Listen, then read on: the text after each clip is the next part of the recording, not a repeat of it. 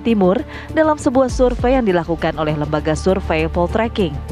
57,3% warga Jawa Timur memilih Khofifah Indar Parawansa Emil Dardak dalam sebuah survei menjelang Pilkada Jatim. Hasil elektabilitas Khofifah Emil unggul lebih jauh dibandingkan pasangan Tri Risma hari ini Zainul Azhar Asumta yang memperoleh elektabilitas 22,7%. Kemudian pasangan Luluk Hamidah Lukmanul Hakim memperoleh elektabilitas 2,2%. Hasil survei juga menyebut ada kolerasi antara pemilih pada Pilpres 2024 di Jatim dengan calon pemilih Khofifah Emil pada Pilkada Jatim 2024 mendatang. Pemilih Prabowo Gibran dan Anies Muhaimin cenderung memilih Khofifah Emil, sementara pemilih Ganjar Mahfud cenderung memilih Risma Gus Hans. Majunya pasangan Khofifah Emil di Pilgub Jatim 2024 dinilai masih tangguh dibandingkan dua paslon lainnya. Lantas, akankah pasangan Khofifah Emil akan dengan mudah memenangkan kembali Pilgub Jatim tahun ini? Tim TV One mengabarkan.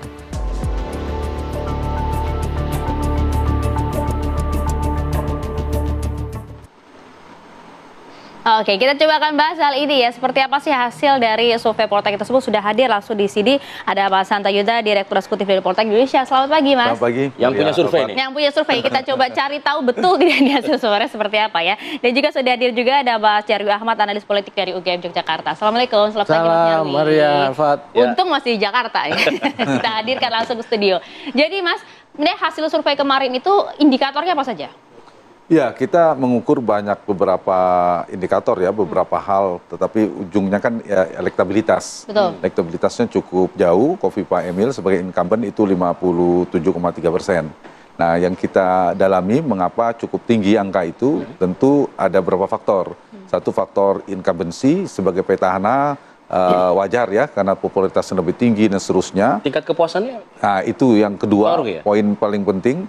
Tingkat kepuasan, approval ratingnya tinggi, sangat tinggi kalau kita bandingkan dengan beberapa provinsi lainnya, incumbent yang maju, yaitu angkanya 57,3%, 87,3%. 87,3% ini angka yang cukup tinggi.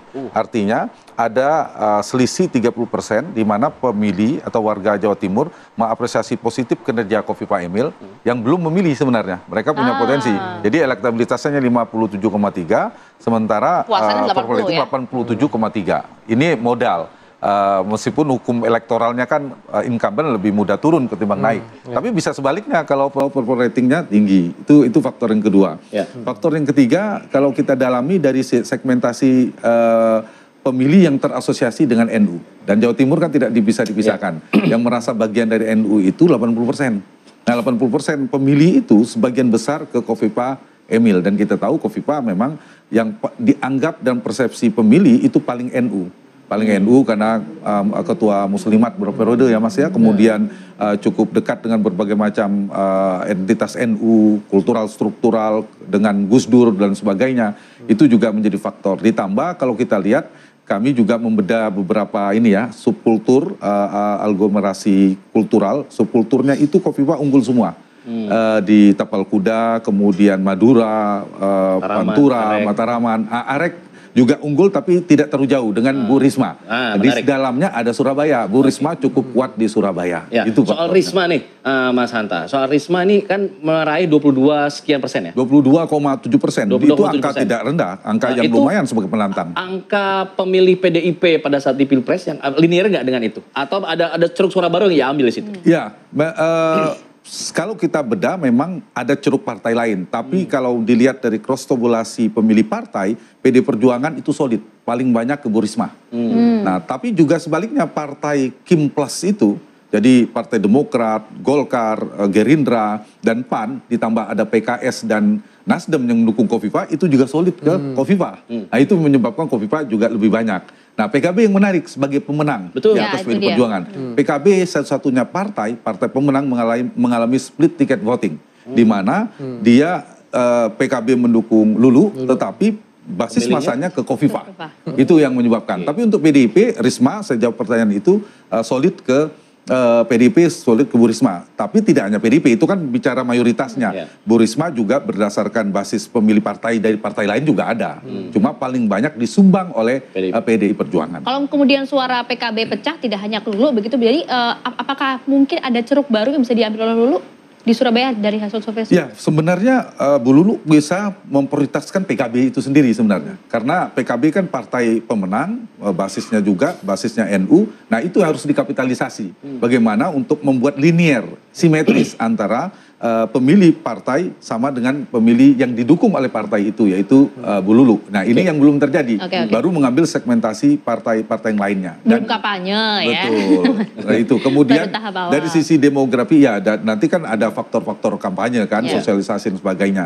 Nah, mungkin keunggulan Khofifah sebagai petahana juga kalau kita dibedah secara demografi juga begitu. Dari segmentasi usia, segmentasi suku terbesar yaitu Jawa dan Madura relatif unggul. Tapi jangan lupa kalau pilkadanya tinggal 1 minggu, saya prediksi pemenangnya Khofifah Emil. Tapi pilkada kan masih 2 bulan lebih. Artinya masih ada peluang potensi bagi penantang seperti Bu Risma terutama ya. Karena Bu Lulu kan terlalu jauh ya, lompatannya sangat berat, mungkin 2,2%. Tapi Bu Risma kan 22,7%. Artinya dengan waktu masih 2 bulan, kemudian yang kedua masih ada undecided-nya sekitar yang belum menentukan pilihan sekitar 17,8%.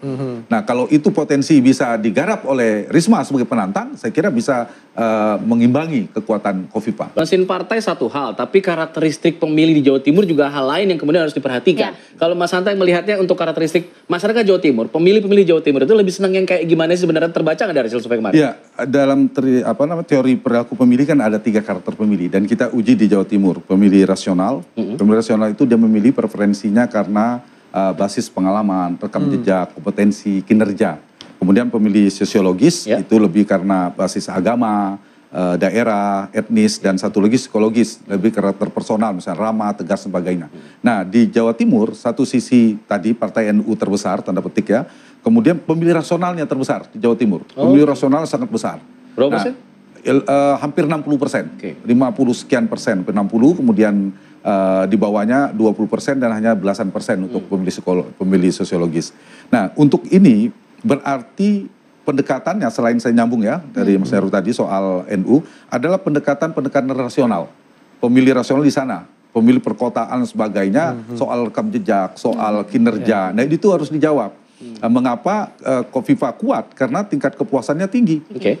Kita mendalami mengapa orang memilih Khofifah, salah satunya tadi rajin turun ke lapangan, dianggap persepsi yang merakyat, kemudian juga berpengalaman berprestasi lah, kinerjanya positif ya. Nah, Bu Risma itu lebih pada figur tegasnya yang lebih tinggi. Nah, karena itu kalau karakter pemilihnya satu, pemilih rasional sangat tinggi. Jadi pendekatan rasionalitas yang harus ditempuh. Yang kedua adalah pendekatan sosiologis yang sangat kuat. Seperti tadi, betul, NU-nya, NUID di istilah Mas Heru tadi, itu sangat menentukan. Jadi kalau untuk merobek tanda petik kekuatan basisnya Khofifah yang harus diajar 2 itu, tanda petik ya, NU-nya, yang kedua adalah kinerjanya, digerus. Nah, itu sulit, jujur kalau saya katakan. Tapi apakah irisan-irisan yang tipis itu sebenarnya antara satu tokoh dengan tokoh yang lainnya di Jawa Timur ini membuat salah satu faktor Bu Khofifah ini mengatakan kemarin, ya saya masih tetap waspada nih, nggak bisa ongkang-ongkang kaki doang nih gitu. Apakah itu jadi satu faktor juga mirip-mirip soalnya nih lawan-lawan saya nih gitu, Mas Hanta? Ya betul. Diferensiasinya sulit karena misalnya NU, ceruk yang semuanya kan wakilnya NU, Bu Risma ngambil, kemudian juga NU, tapi yang paling NU dan persepsi publik adalah Bu Khofifah. Jadi Khofifah Emil ini istilah saya di Jawa Timur itu Mas, ada triple majority, salah satunya NU. Hari ini ya punya pengaruh yang kuat 3, 80% NU. Yang kedua adalah purple rating Jokowi juga tinggi di sana. Tingkat kepuasan pada Jokowi, Jawa Timur ya, jangan lihat Jokowi di Sumatera atau mungkin di Jakarta, tapi di Jawa Timur itu 87% juga. Yang ketiga Prabowo, Pak Prabowo kan menang telak di sana, 60%. Nah, 3 ini berada di Khofifah, NU, Jokowi, Prabowo. Dia mendapatkan 3 kekuatan yang sangat kuat ini. Nah, memang betul kita sepakat kalau kurang dari seminggu ini akan sudah bisa disimpulkan. Saya berhasil prediksi. Tapi karena 2 bulan bukan tidak prediksi, jangan buru-buru. Kita tunggu karena ada 4 faktor yang mungkin menjadi dinamisator. 1, selama sosialisasi dan kampanye seperti apa? Apakah ada terobosan? Yang kedua adalah kinerja performa debat kandidat nanti seperti apa, bagaimana mereka menyampaikan penguasaan masalahnya, public speakingnya seperti apa, gagasannya seperti apa. Kemudian ketiga, isu yang bergulir nanti. Dan yang keempat adalah program, apakah ada terobosan, diferensiasi dan seterusnya. Nah ini juga penting, dan jangan lupa kalau ada blunder politik salah satu kandidat terutama yang kuat atau ada momentum politik didapatkan, nah itu bisa merubah. Tapi sepanjang itu tidak ada gempa politik, seperti Mas Heru katakan agak sulit saya kira angkanya. Karena strong voter yang begitu kuat, berapa ya? Strongnya hampir 60%, persisnya saya angkanya sekitar hampir 60%, tapi yang masih mungkin berubah itu hanya 20-an. Artinya pemilihnya di pemilih Khofifah itu paling banyak pemilih strongnya, di Risma juga pemilih strongnya paling kuat yang sudah tidak merubah pilihan lagi. Nah ini juga menjadi tantangan berat. Betul tadi tantangannya, pemilihnya sudah swing votersnya tidak terlalu tinggi, kemudian NU-nya Bu Khofifah sangat kuat, yang ketiga tingkat kepuasannya sangat tinggi. Nah tiga ini kalau mau lihat tiga kekuatan ini, kalau bagi penantang kita kasih sebagai kalau di dosen kunci jawaban lah, clue-nya. Turunkan tingkat elektabilitas. Nah, bagaimana mengambil pengaruh Khofifah di NU, dan itu yang tiga itu. Sepanjang itu tidak bisa, agak sulit. Dan itu sulit kata Mas Nyarwi tadi. Oke, menarik. Baik. Nanti kita akan buktikan ya 2 bulan ini apakah cukup untuk menggoyang ceruk suaranya Khofifah di dua paslon lainnya. Kita akan tunggu seperti apa. Terima kasih Mas Hanta, terima kasih Mas Yandra sudah bersama di Apa Kabar Indonesia Pagi.